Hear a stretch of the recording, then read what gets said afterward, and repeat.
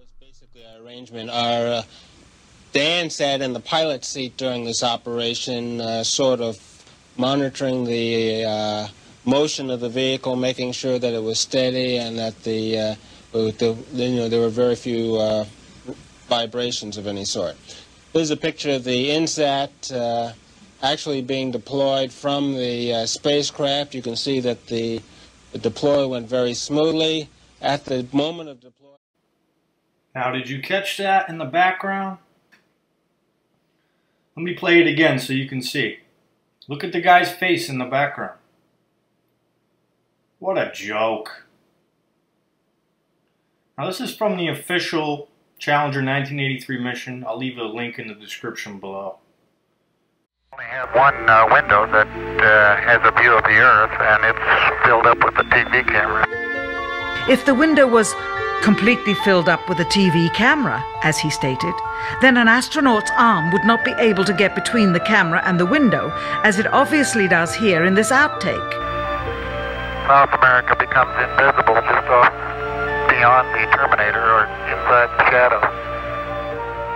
You can also notice how the astronaut operating the camera reacted to the mistake by attempting to pan away from it. Blue gas, see white bands of major cloud formations across the Earth. And this is a segment that they believed wasn't even being recorded, much less suitable for broadcast, for the lens was being zoomed out and the scene was being changed to that of an interior of the astronauts at work, and apparently the stop button popped back up on the recorder without notice.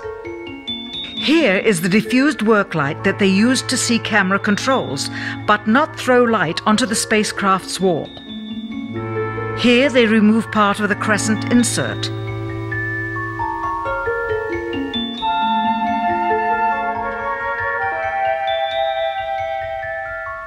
Finally, the iris is opened up and you can see the real location of the camera and the very bright and near Earth out the window. Here is the slate for the 19th of July, and the same shot of trickery on the 19th of July, and then the 20th, and the same misleading shot on the 20th. Later that evening, they were said to be walking on the moon. How can this be when they were in Earth orbit only 9 hours earlier, and the moon is some 3 days' journey away?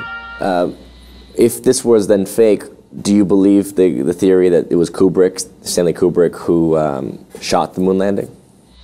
I would say that's a very good theory for a number of reasons. Number one, the moon landings were fake. So they could either hire the media director at the Pentagon and get great security and amateur results, or they could hire the best filmmaker on the planet and get great results short term and worry about security later. That had to be the decision they had to have made. And what a coincidence. Stanley Kubrick was the greatest filmmaker on the planet at the time, shooting a film about going to the moon, 2001: A Space Odyssey. And it's a fact Von Braun and the flight director visited the closed sets of 2001: A Space Odyssey. And then, I'm sure a lot of people have seen it in the movie The Shining, there's allegedly all these clues about him hinting at the moon landings being fake, the greatest of which is the little Danny Redrum boy who gets up from an outline of the pad there at Cape Canaveral with a shirt on that says Apollo 11, and he walks to a door with the room 237 on it, which was changed because that represented 237,000 miles away, average distance at that time, believed, from the Earth to the moon. There's no doubt, I believe, that he did it. Additionally, he stipulated in his contract of his very last film, interestingly named Eyes Wide Shut, because people can see a picture of a man on the moon and not see all the obvious reasons why the picture is fake. And he insisted contractually that that film open on a particular date.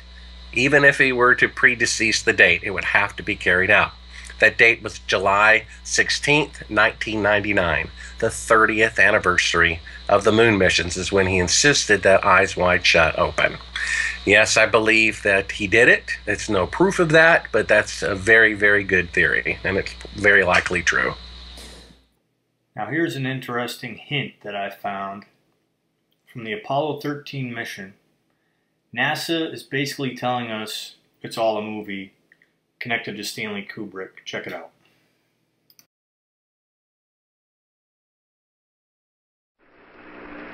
This little tape recorder has been a big benefit to us in passing some of the time away on our transit out to the moon.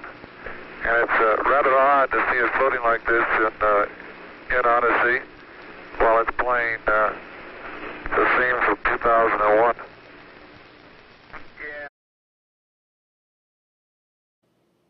Now here's another interesting tidbit from that 1983 Challenger mission. You see the Earth there, light up like a light bulb. Are you kidding me? And they wonder why people don't believe in anything NASA puts out there. It's all fake! Welcome to the real world.